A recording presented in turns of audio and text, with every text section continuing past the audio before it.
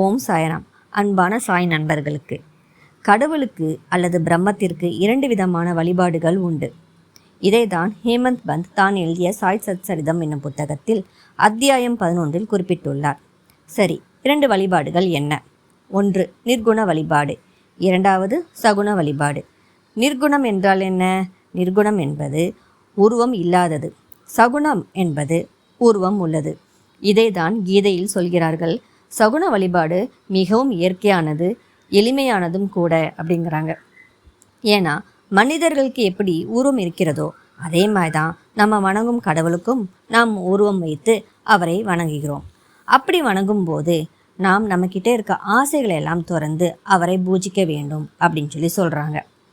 நம்ம சாய்பாபாவை எடுத்துக்கொண்டா அவர் உருவம் உள்ளவராக நம்மளுக்கு தோன்றினாலும் உண்மையில் அவர் உருவம் அற்றவராகவும் உணர்ச்சி வேகமற்றவராகவும் பற்றற்றவராகவும் நம்மளுக்கு தோன்றுகிறார்.